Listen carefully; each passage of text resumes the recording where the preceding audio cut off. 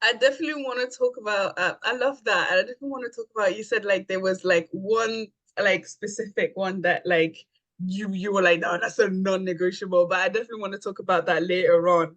But we were talking like at the start. Like you're British and you live in America now. Like you've got such a like multicultural background.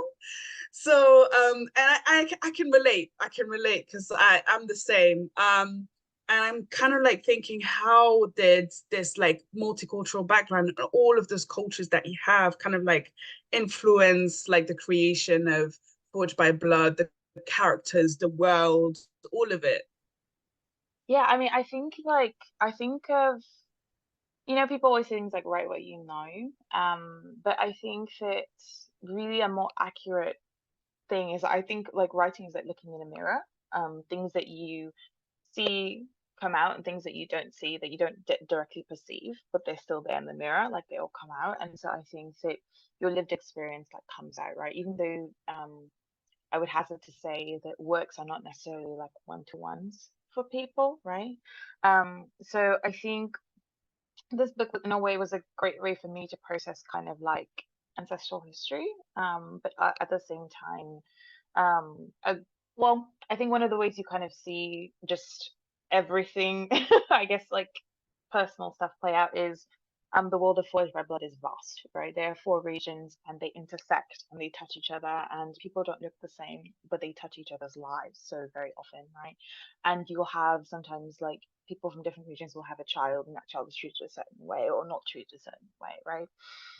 And part of the reason why I made it that way is because I'm just like, that's actually kind of how that it's not kind of, it's actually, it's how it is for a lot of people. A lot of people live in liminal spaces where you're not quite this or quite that. And I think that because of like mass movements, right? Because of, the slave trade and mass colonization and so many other movements going on, it becomes really easy to kind of try and fit people and put them in a box, right? Whether it be like racialization, putting people in a box, or like gender, putting people in a box for, what you think is, available, like sexuality, so on and so forth, right? It's just always, people are always trying to simplify and reduce. And I don't think that that's necessary. I think that we live in a world that has a lot of complexity and contradictions, and that's part of the full human lived experience, right? And so I really wanted that reflected from like a personal level, and I guess on a like kind of professional writing level, right? I wanted that all reflected.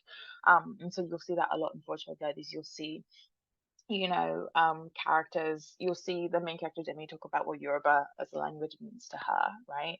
And what it feels like when someone else who's not Yoruba like speaks Yoruba, especially when the language is outlawed, right?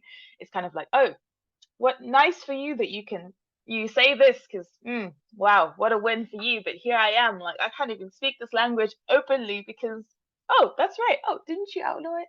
So a bit of sass there, right? And you'll see sort of other things, right? Other characters express themselves in like different ways. You'll see different kinds of like clothing and greetings and ways of speaking. And I really wanted, just like my life has been dragged so many places and my life has been so many varied places, I really wanted so much of that like reflected in the work. That is so diverse, and just like seeing it all and like hearing you talk about it and how it all kind of like comes together to do like this big image sounds really beautiful. And I kind of like I kind of want to say that it just it's a testament that at the end of the day we are like united and our cultures like can be similar, like married together, which is really beautiful. um I want to talk about like challenges that you've encountered like writing the story, because I'm assuming like it must have been a journey. Oh, it was certainly and definitely a journey. I think our world has really, with globalization, with the rise of the internet, our world has evolved quite rapidly in the last few years, right? It used to be a couple of decades ago, really, that like, um, okay, so let me back up. So my dad always tells me this story of how Chinua Achebe, the writer, was in medical school, and in his fourth year of medical school, his professor was like, dude, this is English, this is not medicine. You should actually think about becoming a writer, right? And but if you follow Chinua Achebe's like life story, you find out about what his publishing deal was like. right? What he was offered or whatever. Because the thing is, people see the book, things fall apart everywhere, but they don't really know the history of how that book, kind of came out and all of it. But it used to be that like the powers that be, right, the literary critics or the literary, they would deem and choose somebody, right? There's so many articles talking about how Cormac McCarthy moved from being a niche writer, or to he had a literary champion who really like pushed his career to the point that like he's read so widely now, right?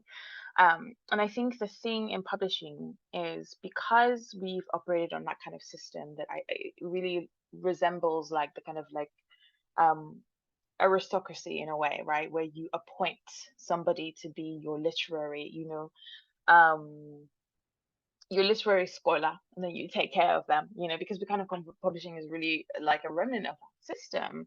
For so long we've had voices, just so many voices that were not appointed or chosen, right? And we can talk about the history of like racialization and how that plays into it. We can talk about what's been seen as a voice that has merit and does not, right? But I'm yes, right.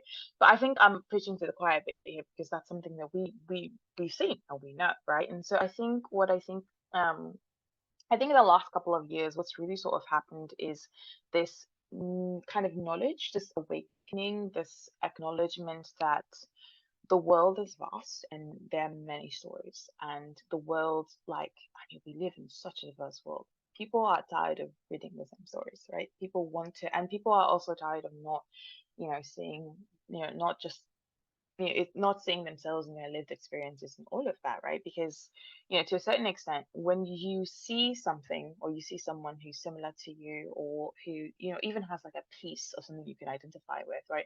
You believe things, right? Somebody was the first astronaut and suddenly you all believe that you can be an astronaut. Somebody was the first mathematician and you believe that you can do it, right? So it's such an important part of human development and growth and understanding, is like reflection, right? Not that all the things you write have to be one to one again, right? But I think that it just in the last decade, really, last 5 years, really, like publishing came to this kind of realization that, whoa, there's there's so many stories to be told, and people are going to just go elsewhere if we don't start giving them what they want, if we don't you know what I mean. And there might have been some wildfire events that happened also, right? That kind of sparked these discussions that we've needed to have for a very long time, right?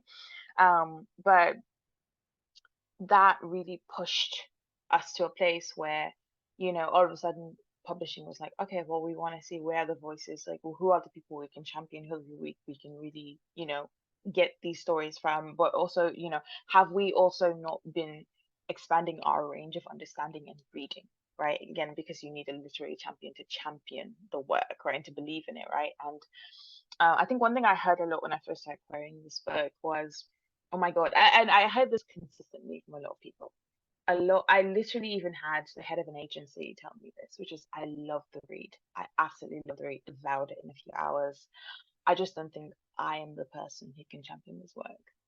And that was something I heard over and over and over again. And I would just kind of be like, what does this mean? Right? And I had um friends who are like award-winning authors like read the book, because I was like, is it just a craft issue, something that's wrong, is something I need to fix or something? And they would just be like, no, for you it's just a matter of time. It's a matter of time. It's a matter of finding the person who can really actually champion the book. And I would say, like, well, what does that mean? And really what it meant, what these people were trying to tell me, was they were trying to say, like, I don't know how I can make the market work to take care of you, right? Because books are not just written, right? They have to be edited, they have to be sold, and then they have to be marketed to the masses, right? And there's so many big gatekeepers, there's so many people who have to say yes for your book to be supported, right? There's so many, so when I really think about the struggles I went through, I really think about how many times, it wasn't, how many times it would just be like, can we make this work for you, right? Can we champion the story, right? And I'm thankful that eventually it landed with my editor, who did champion the story, right? And I have a wonderful editorial team now, and they like believe in me and my work and my storytelling, which is amazing. but yeah, like that, that is something that I think can be really discouraging and really painful for so many writers is getting to a place where you are publishing ready, right? But publishing not being ready for you.